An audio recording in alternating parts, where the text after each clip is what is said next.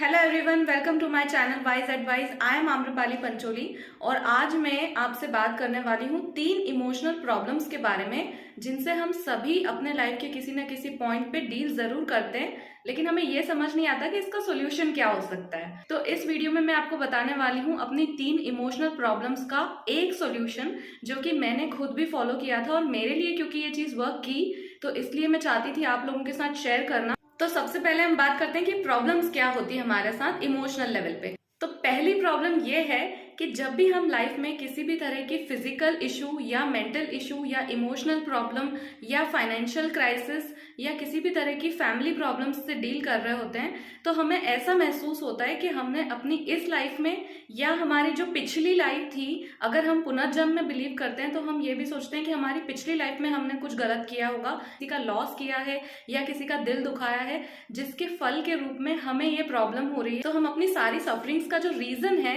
वो ढूंढने की कोशिश करते हैं। मुझे भी राइटर्स क्रैम्प की प्रॉब्लम थी और जब मुझे पहली बार ये प्रॉब्लम हुई फील अपने बॉडी में, जब मैं लिख नहीं पा रही थी सब कुछ, सारे आंसर्स आते हुए भी जब मैं एग्जाम्स में लिख नहीं पाई, तो सबसे पहला थॉट मेरे दिमाग में भी यही आया कि डेफिनेटली मैंने कुछ गलत किया है। तो ऐसे में होता क्या है फ्रेंड्स कि हमारी जो रियल प्रॉब्लम होती है, कोई बीमारी या कोई फैमिली प्रॉब्लम या कोई फाइनेंशियल प्रॉब्लम, हम उस प्रॉब्लम से तो डील कर ही रहे होते हैं, साथ में हमारे दिमाग में बैकग्राउंड में ये भी चल रहा होता है कि हमने कुछ गलत किया है जिसकी वजह से हमको ये सब भोगना पड़ रहा है फल के रूप में।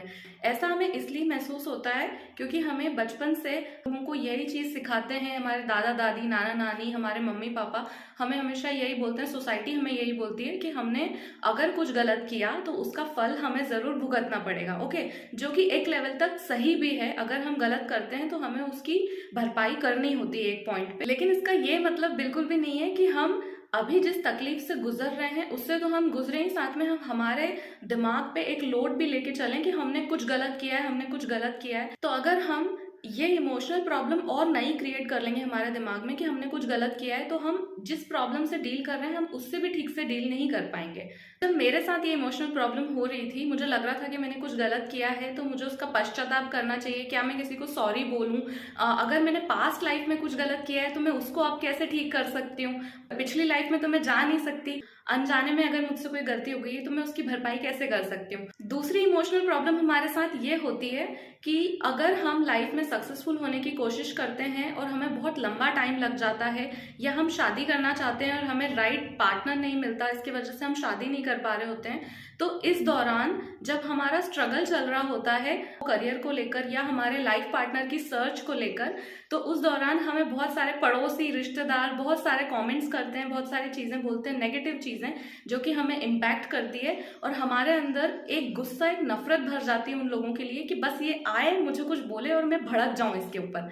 तो वो जो नफरत, वो जो गुस्सा हमारे अंदर हम कैरी करते हैं, उसकी वजह से हम अपनी जर्नी में आगे नहीं बढ़ पाते हैं। अगर हम हमारे सर पे बहुत सारा वजन लेकर, बहुत सारा वेट कैरी करके आगे बढ़ेंगे लाइफ में, तो हम ज्यादा दूर नहीं चल पाएंगे। फ्री माइंड से आगे बढ़ेंगे तो हमारी जर्नी कितनी भी लंबी और कितनी भी टफ हो, हम इजीली उसको क्रॉस कर पाएंगे।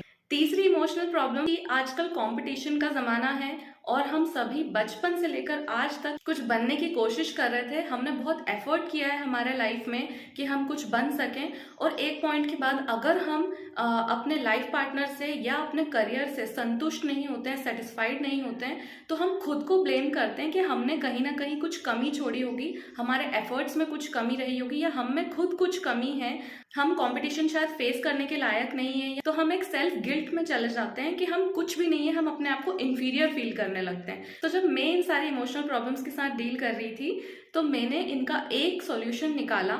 मैंने बहुत सर्च किया इंटरनेट के ऊपर और काफी सारे वीडियोस देखे, तो थैंकफुली मुझे सॉल्यूशन मिला और इन तीनों इमोशनल प्रॉब्लम्स का एक सिंगल सॉल्यूशन, होओपोनोपोनो प्रेयर। ये एक तरह की प्रेयर होती है, यानी कि प्रार्थना होती है। होओपोनोपोनो एक्चुअली होता क्या है, अमेरिका के वेस्ट साइड में यानी कि पश्चिम में एक द्वीप है जिसका नाम है हवाई द्वीप। वहां पे एक तरह की प्रार्थना होती है जिसे कहते हैं होओपोनोपोनो प्रेयर। इस प्रेयर को परफॉर्म करने के लिए ये 4 सेंटेंसेस आपको बोलने होते हैं। पहला सेंटेंस है आई एम सॉरी, दूसरा प्लीज फॉरगिव मी, तीसरा थैंक यू और चौथा आई लव यू।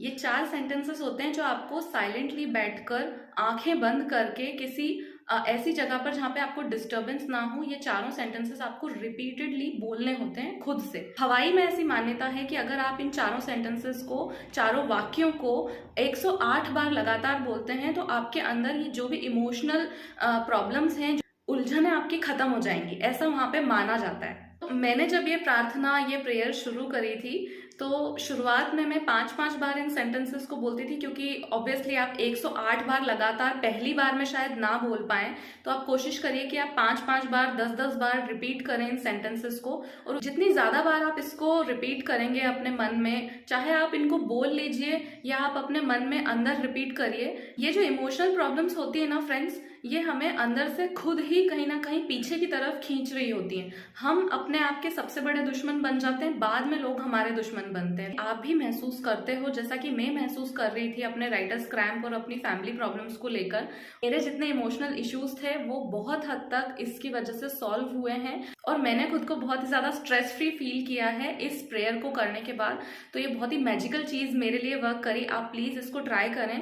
आपके जितने भी आपके दिमाग के अंदर उलझी पड़ी है ना सारी चीजें, आप खुद से लड़ रहे हो, आप दूसरों से लड़ रहे हो, सबसे बड़ी प्रॉब्लम ये होती है कि हम जब सोच लेते हैं कि हमने पिछले जन्म में कुछ गलत किया था जिसके फल के रूप में हमें आज भुगतना पड़ रहा है, तो अब हम क्या कर सकते हैं उस लाइफ के लिए? हम पीछे जाके ठीक तो नहीं कर सकते ना, हमें पता है कि हमें किससे सॉरी बोलना है। अगर हमें इस लाइफ में हमने कोई गलती की है, हमें पता है कि हमसे गलती हुई है, तो हम जाके सामने वाले से माफी मांग सकते हैं, राइट? लेकिन अगर आपको पता ही नहीं है कि आपने गलती क्या कर दी, तो हम किससे माफी मांगेंगे? और ना ही हम लाइफ में ये करते हैं कि हम खुद को, अपनी बॉडी को, अपने ब्रेन को सॉरी बोलते हैं कि सॉरी हमने खुद को बहुत सफर करवाया, सॉरी हमने खुद पे बहुत ज्यादा प्रेशर डाला कि हमें ये अचीव करना है और उसकी वजह से हमने अपनी हेल्थ बहुत खराब की।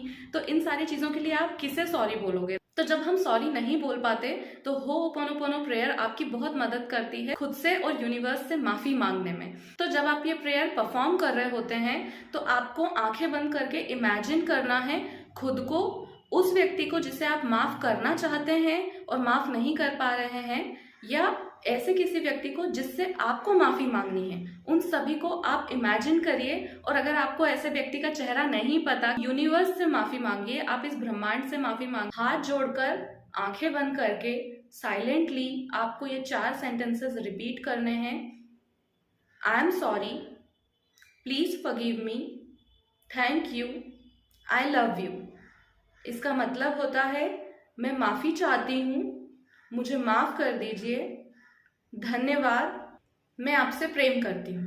अगर आप खुद को माफ कर रहे हैं तो आप खुद को अपने सामने बैठा हुआ इमेजिन करिए और चारों सेंटेंसेस बोलिए।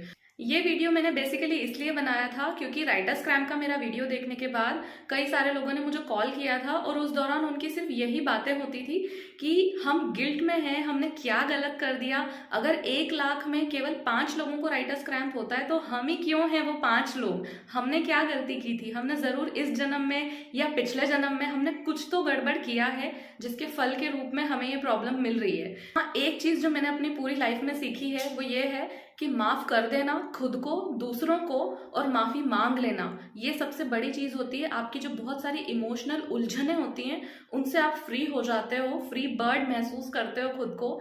तो अगर आप भी ऐसी किसी इमोशनल प्रॉब्लम से डील कर रहे हैं, होओपोनोपोनो प्रेयर आपके लिए बहुत हेल्पफुल रहेगी। तो इस वीडियो के लिए बस इतना ही। Thank you.